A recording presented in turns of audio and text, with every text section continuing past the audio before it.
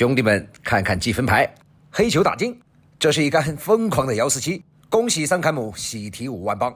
今天的内容有点多哈，桑坎姆这杆147打得实在太慢，咱们给他找出几个关键的节点。这杆147啊，足够疯狂。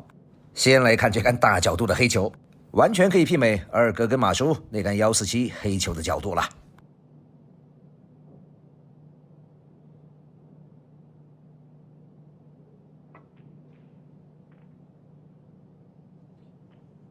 为什么说这是一杆疯狂的147？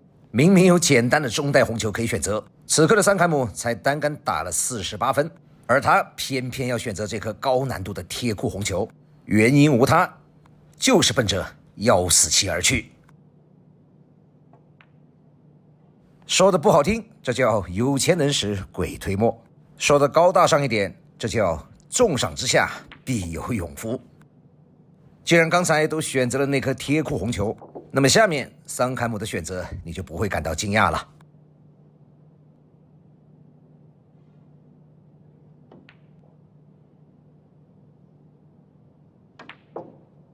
这杆黑球叫红球，要打147的话，其实已经失位了。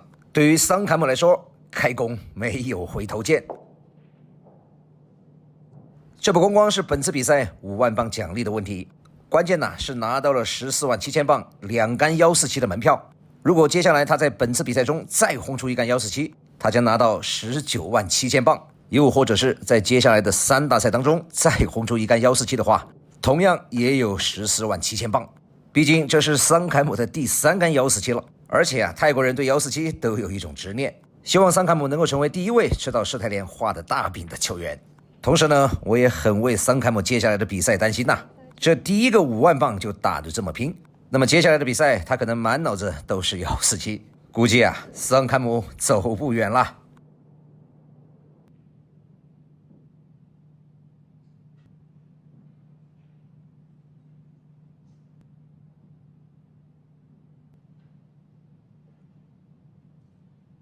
好的，咱们再一次的恭喜桑坎姆，希望你在接下来的比赛当中能够创造奇迹。下面咱们来看看小范同学，这又是一笔昂贵的学费啊。昨天范振一对阵吉米罗伯森，说实话这场球究竟咋输的，估计他到现在脑子里都是一片空白。先来看第二局，这个篮球打进就已经超分了，但是超分不代表赢下比赛。这样的一个粉球，兄弟们认为它有多大的难度？这颗球小范同学居然连带脚都没碰到，仅仅过了一杆之后，惩罚就来了。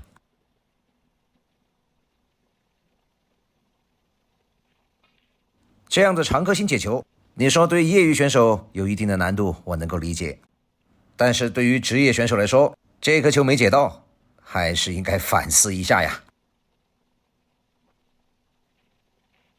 你要说吉米罗伯森有多强的能力，这个我倒认为不至于。你看这个粉较黑不就很业余吗？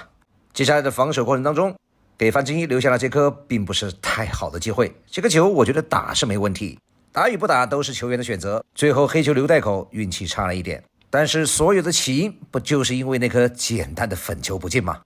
当然了，这个故事还没完，接下来小范同学连扳3局，反超比分之后，第6局已经拿到了赛点。一杆非常精准的长台进攻再度上手，白球 K 到红球之后运气不错，这个粉球应该没啥难度吧。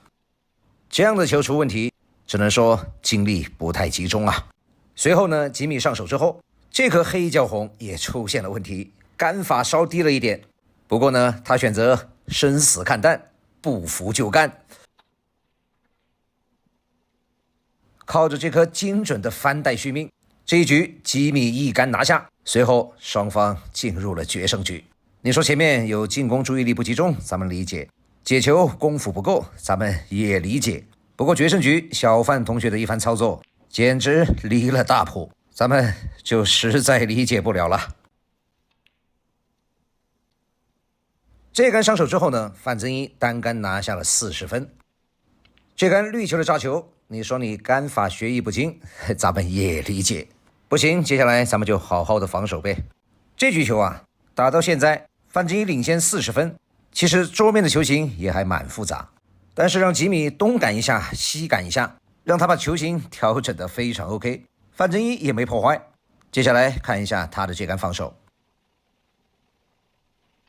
这杆防守的杆法实在有点业余啊，他的本意应该是想放在黑球的后面，但是白球居然都没吃到库。吉米这杆上手之后呢，也不够争气，单杆打到20多分断了。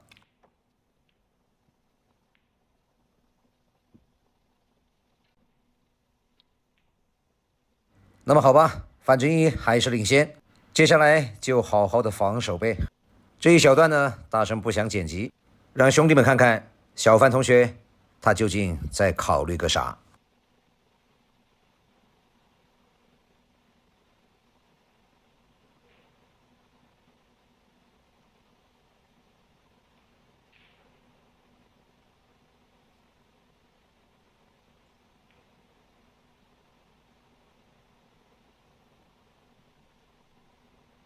来吧，看看小范同学的神操作。想了半天，他来了一个助攻。你再给吉米这样的机会，别人当然不会客气。随后别人一杆干到超了3杆，这个时候小范同学想起来，我是不是应该再争取一下呀？想想当年绝杀火箭的那个范振义，这孩子心气蛮高的呀，在一个冠军之后，整个人就变了呢。这究竟是心态还是技术呢？下面咱们来看点开心的吧。同样是决胜局，庞俊旭的表现就硬多了。这一杆长台上手之后，就再没给对手站起来的机会。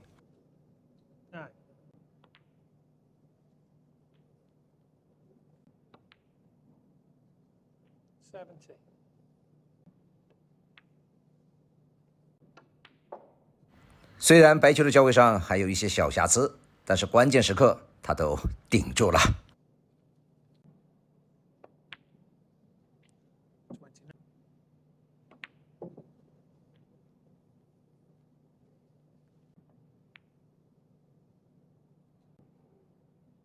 这杆打黑 K 红是全场最关键的节点，由于刚才白球多走了一点点，没有办法，只能选择提前 K 了。这颗球一旦 K 不好，那么比赛的结果又无法想象了。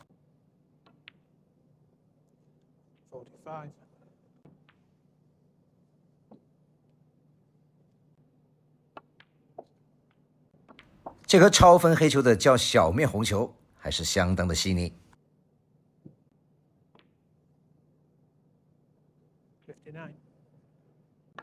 好了，庞俊旭顶住压力一杆拿下。在昨天的比赛当中呢，咱们中国军团一共有10位球员进入了今天最后的审判日。龚承志拿下小猪佩奇，继续高歌猛进。今天的审判日，他将迎来重头戏，迎战当年的绝代双骄罗伯逊。以龚承志现在的竞技状态，我觉得有机会。庞俊旭呢将迎战球杆已经断掉的塞尔特。面对拿着公杆出场的塞尔特，庞俊旭应该也有机会。另外，吴一泽终究还是遇上了马褂，他会不会让马褂高潮呢？咱们也拭目以待。接下来呢，咱们看一个伤感的画面，同时呢，也解答很多斯诺克小白的一个疑问：打黑球的时候犯规究竟怎么算？曾经天下第一大帮的乔帮主，今天对阵沃拉斯顿，场上的比分已经0-3落后。如果这最后的一颗抢黑是他最后希望的话，那么接下来的这一杆过后，所有的希望都破灭了。曾经万人敬仰的乔帮主，如今也有点日薄西山、英雄迟暮的感觉了。以这样的方式输掉比赛，大圣替你憋屈一会儿。